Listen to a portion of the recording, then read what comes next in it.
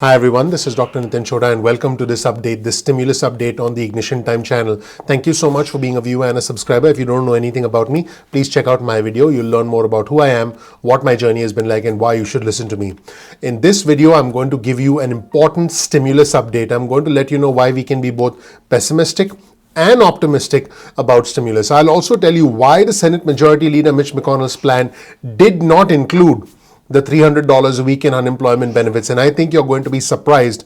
This is some incredible reporting, and I will provide you with a link to all our resources in the description section below. I'll also provide you with some new reporting from the Wall Street Journal that talks about what President-elect Joe Biden could do and why his options are fundamentally limited. Not only that, I'll talk to you about a stimulus bombshell. Yep. A stimulus bombshell. I think you're going to be shocked when you realize some new data that was now made available about where the money for the Paycheck Protection Program went. And finally, I'll give you some interesting trends that are actually emerging from the United Kingdom, which could potentially be modeled in the United States as far as the distribution of the vaccine is concerned. Let's just jump right in. On your screen, you'll see an article from Politico that was published today. And the headline of the article reads, Why to be optimistic and pessimistic about COVID relief. So here's the reporting from Politico. The two sides are talking, meaning the Democrats and the Republicans, they're exchanging paper. Both sides say they want an agreement. Guess what? We've heard that before. The important deadline that's coming up is the 11th of December. Here's why we should be pessimistic. The two sides really haven't moved that much on big issues, and time is short. We have less than 10 days at the time I'm recording this video. I would say less than 6 working days at the time I'm recording this video before the government funding deadline on the 11th of December. State and local funding, which is a big issue for the Democrats, and liability protection, which is a big issue for the Republicans, are two contentious issues which keep the two sides apart. The White House and Republicans are finally on the same page. Remember, they were not on the same page in the past. And U.S. Treasury Secretary Steven Mnuchin said this morning in D.C. that, I quote, the president will sign the McConnell proposal that he put forward yesterday. Now, I also reported that Tom Reed, one of the Republican lawmakers, in an interview, he's part of the Problem Solvers Caucus, he's a co-chair, he said that the president was looking to sign something before the 1st of January.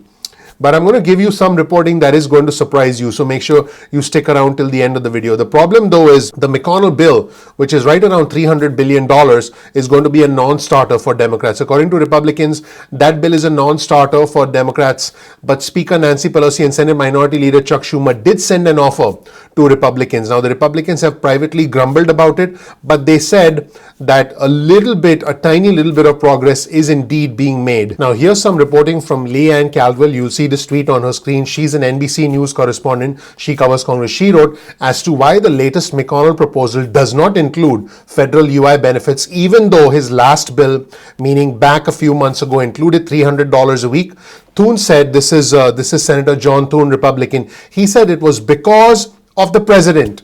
Yep, you heard it here first on Ignition Time. It was because of the president. This is a quote from John Thune, and you will see this quote on your screen again. This is reporting from Leanne Caldwell, full credit to her. Thune said, I think that was some agreement with the White House about what the president would sign. So it's very clear that the indication from the White House is that the president wants to do a limited package right now. This is a big shift in the president's position compared to where the president was before the election, where the president wanted a significantly larger stimulus, greater than $2 trillion. And here's another tweet on your screen from Leanne Caldwell. She wrote that John Thune said COVID relief is, I quote, moving in the right direction. We might be able to find some common ground and get something done. Now, keep in mind, John Thune is generally an optimistic person. That's pretty good. Leanne Caldwell also wrote another tweet, and you'll see this tweet on your screen. Another important Republican senator, Senator Shelley Moore Capito from West Virginia, another important senator, Shelley Moore Capito from West Virginia, said she would vote for the $900 billion bipartisan COVID bill. She said, at this point, I would vote for it. That is what she said. And here's another tweet on your screen from Igor Bobik, who's a political reporter for the Huffington Post. He actually quoted something else that Senator Capito told Leanne Caldwell, and this is what he said. This is what Senator Capito said. She said the smaller McConnell bill is tailored to give our members who don't want to go so as far as maybe the bipartisan bill goes. In other words, certain Republican members who don't want to vote for a $900 billion bill. It's intended to, I quote, to give them a solid alternative that the president would sign. So here's what's happening right now. You heard it here first on Ignition Time that the president wants to do something significantly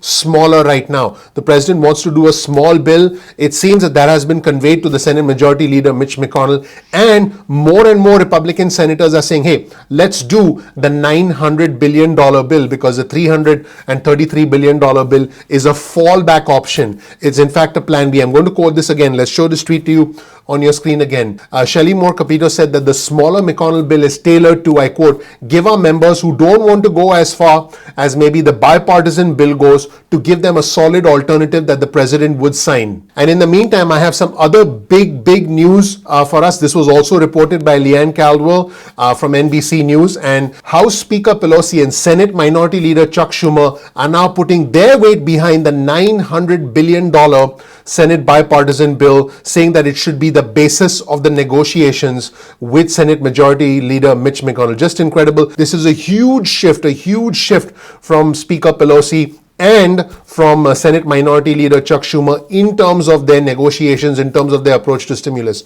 We are now witnessing a historic shift in the stimulus negotiations where the Democrats are saying, okay, let's make the $900 billion the new starting point, because they know that the $1.9 trillion is not going to happen. In other reporting that was reported on the Wall Street Journal, you'll see this article on your screen right now. Biden is expected to have a better economy in 2021 than he had back in 2009, when they were dealing with a different crisis at that time, the Obama administration.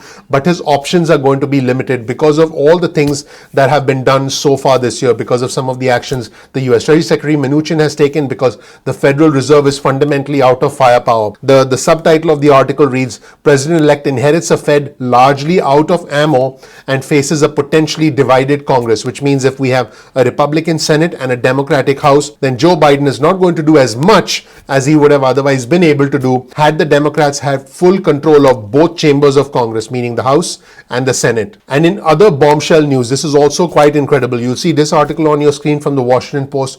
More than half of the emergency small business funds, the PPP money, went to larger businesses. Remember, the Trump administration actually had to be sued for this data to be made available. The Trump administration had indeed emphasized PPP loans to small firms, but a majority of the $522 billion went to a tiny slice of borrowers, which were the large companies. So here's the astonishing thing. More than half of the PPP money from the Treasury Department's COVID relief fund that was intended for small businesses, more than half of that money went to just 5% of recipients, according to data from more than 5 million loans that was released by the government Tuesday evening in response to a Freedom of Information Act request and lawsuits. You see this chart on your screen, which shows you that most PPP money went to a fraction of the recipients. Take a look at this chart. Just blows my mind when you take a look at this chart. You'll see that the top 1% of loans account for more than a quarter of all loan value. In other words, the top 1% of the loans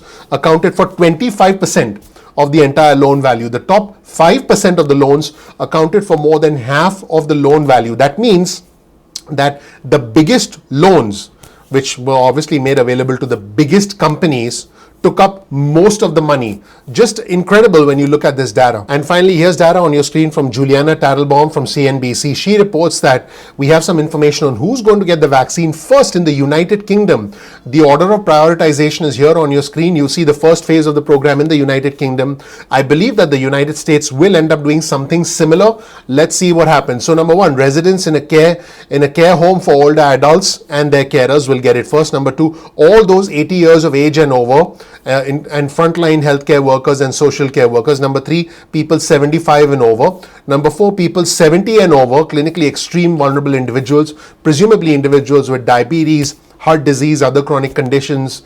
Number five, individuals 65 and over. And number six, individuals between the age of 16 and 64 with underlying conditions that put them at high risk for serious disease and mortality, followed by individuals 60 and over, followed by individuals 55 and over, and finally followed by individuals 50 and over. That's the order of priority in the UK. That's it, everybody. Let me know what you think of this incredible news. Lots of stimulus news. You've already heard about what House Speaker Pelosi and Senate Minority Leader Chuck Schumer have actually said as far as their new approach, their big shift to stimulus is concerned. But I think the underlying aspects of this story, what Republican senators are saying, some bombshells as far as stimulus money is concerned, what are Biden's options in the future. Hopefully this has taught you something new in this video. If you learned something new, please consider clicking the like button. Please subscribe. Please enable notifications. That's it, everybody. Thank you so much for watching. My name is Dr. Nitin Chhoda with Ignition Time. I really appreciate you watching. If you don't know anything about me, please check out my video. You'll learn more about who I am, what my journey has been like, and why you should listen to me. We release videos at 2 p.m. East Coast time most days of the week. That's 2 p.m. Get your cell phone out, send a text message with the word ignition or with the word time to 70,000. That's 70000, and you'll get added to SMS alerts list. If you want, you can also get added to our email list. Simply go to ignitiontime.com/alerts. That's ignitiontime.com/alerts, and then you'll get added to our email list going forward. The Ignition Time channel is about the country, it's about the economy, and it's about your money. We cover topics that are important to your bottom line, that are again important to the country, important to the economy, and important to your money. Make sure you follow us on Instagram. Our Instagram handle is ignition_time. That's ignition_time. Also follow us on Twitter. Our Twitter handle, if you want to get breaking news and alerts from us, is also ignition_time. So make sure you follow us on Twitter. Now, sometimes YouTube does not always send out notifications on time. So all you have to do is simply bookmark youtube.com/ignition time. That's youtube.com/ignition time. And then you'll have bookmarked our channel, and you can visit the home page of our channel and then essentially watch our videos at any point in time that you want. If you learn something new from this video, please consider sharing it with friends and family. You'll always find a link to all of our resources in the description section below. Please comment below, participate in our community. Our community is vibrant, it's growing, it's intelligent, it's bipartisan, it's respectful, and chances are you'll make some new friends in our community. Finally, if you learned something new from this video, please consider clicking the like button. Please gently ignite the subscribe button, ignite that notification button, because the name of our channel is Ignition Time.